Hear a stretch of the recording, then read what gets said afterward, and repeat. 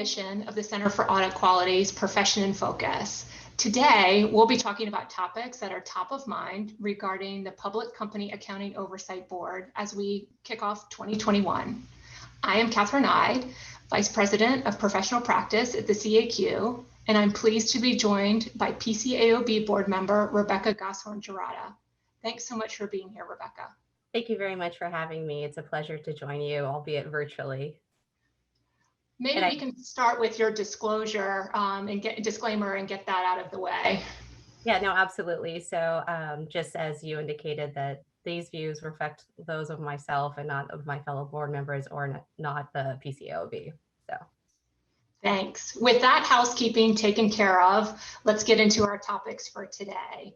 I'd like to start with Auditor Independence. In December, the PCAOB released a comparison document that shows the amendments made to the PCAOB Interim Independent Standards and Rules to conform to the SEC's recently finalized amendments to Rule 201 of Regulation XX.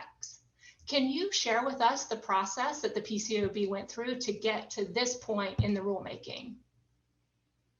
Yes, absolutely. And, thank you for that question, because I do actually think it's really important. It goes without saying that auditor independence is at the crux of investor confidence.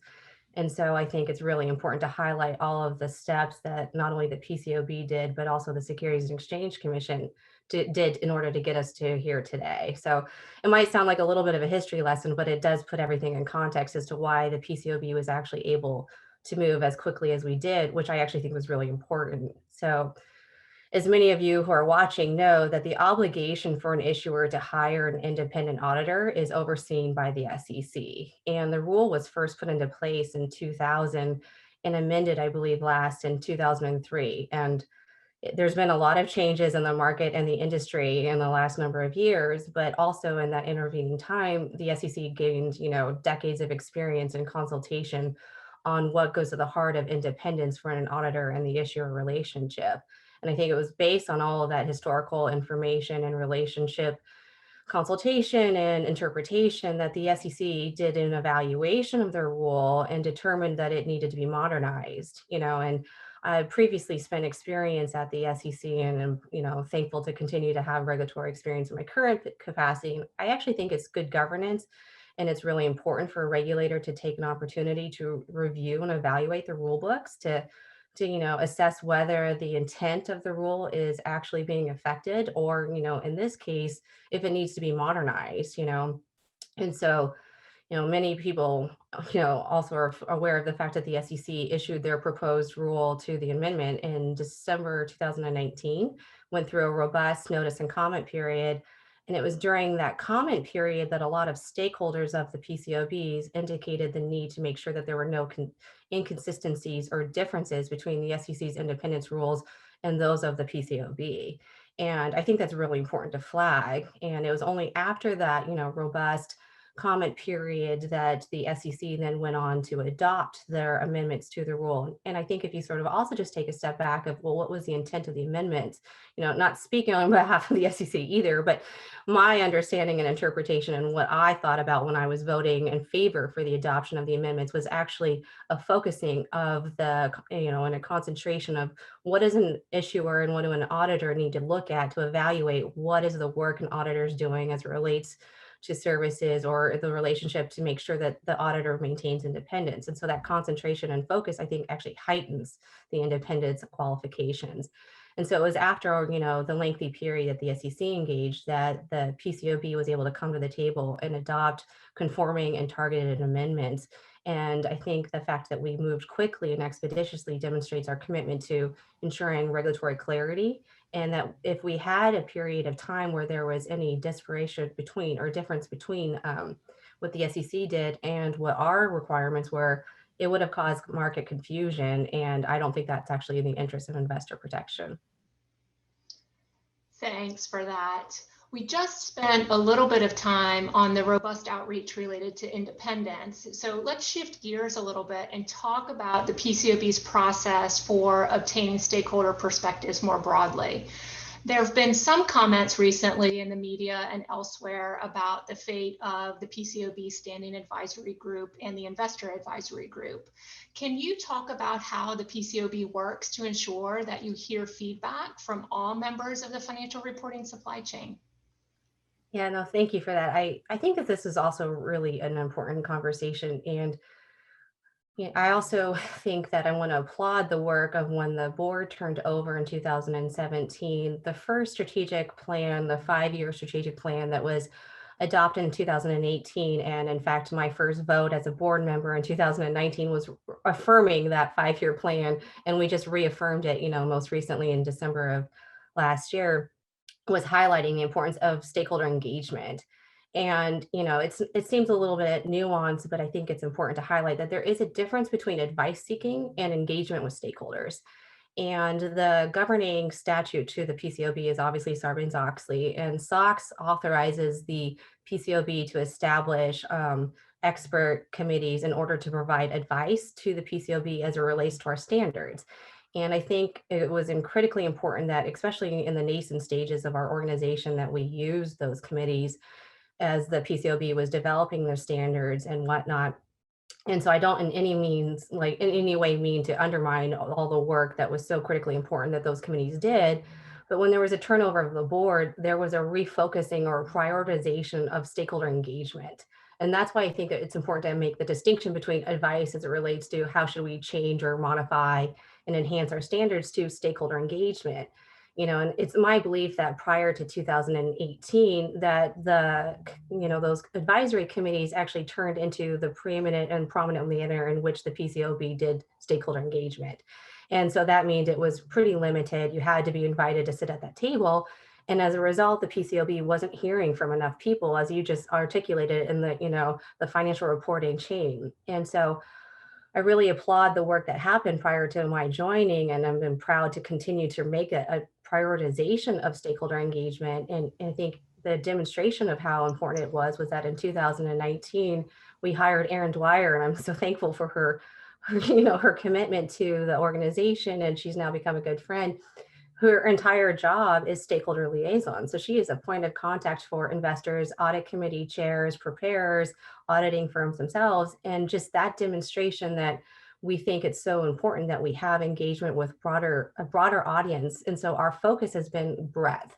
And it's also been the PCAOB hosting the engagement outreach. And so through with Erin and others in the company, we've done a number of roundtables where we're reaching out to investors, we're reaching out to preparers, and also audit committees. And again, prior to 2019, the practice for outreach with audit committee chairs for audits that were selected for inspections was to reach out to around 10 to 20%. And we've changed that dramatically. And in fact, I think the statistic is that between 2019 and 2020, in fact, the PCAOB reached out to almost 700 audit committee chairs. And so the understanding or the expectation that we had in doing all that outreach is recognizing that, the audit committees themselves are a crucial stakeholder. We want to make sure that their engagement with the auditors that we oversee is paramount as it relates to audit quality. And are they getting what they need to ensure that their audits are actually not only in accordance with our standards, but we're advancing audit quality. And so I think that for the last number of years, our focus has been on engagement, spreading out the net to make sure that we're hearing from everybody, and also wanting to message that we have an open door policy. We want to hear from everybody. Our website has been redesigned to sort of make that, crucially important. And for a number of, when I joined, and I'm not sure if it's still now, but Erin Dwyer was front and center on our website to kind of demonstrate, we want to hear from you. And I think that's really important. And we were able to leverage off of all of that engagement during the pandemic. And because we had those established lines of communications with the audit committees, with the auditors, and with other outreach, we were able to do a lot of ongoing monitoring and communication to make sure as we move to the remote environment during these unprecedented times that everybody had all of the tools and resources necessary to make sure that during this time the audit quality was still upheld. And that's really important. So I think that just goes to demonstrate that the fact that we prioritized engagement is so important. And notwithstanding that, we do have a commitment that we do want to reestablish the advisory committees, and we're going to continue to work on that. But again, it's about prioritization. And so that was what the focus is.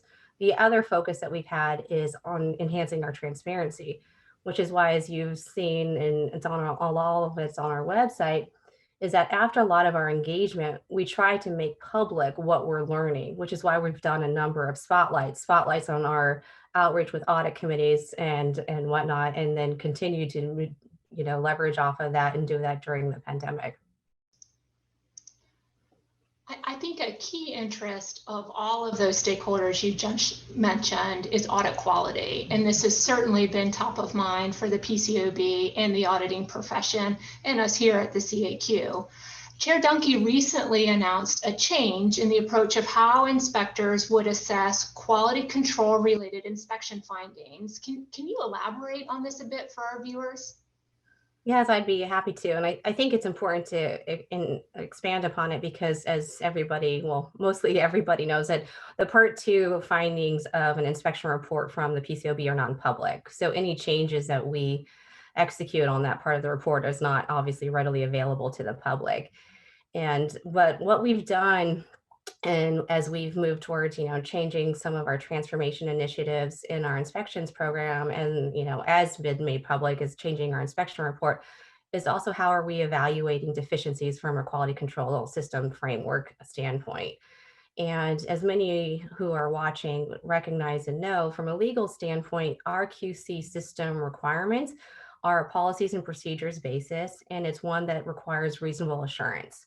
And so the lawyer in me sort of points out the fact that there's a difference between reasonable assurance and absolute assurance. What we as a board believe is more appropriate is that when our inspectors go in, we want to make sure that we're doing enough testing of what actually occurred to see if there's a systematic failure. You need to have, a demonstration that the QC system on a repeated or a pattern basis is either failure in design or in execution, which means, maybe more than one single instance of a deficiency in the Part 1. So the caveat I'll say is, notwithstanding all that, you might have a single, deficiency in your audit that was so paramount and significant that it reflects the fact that you have a QC failure.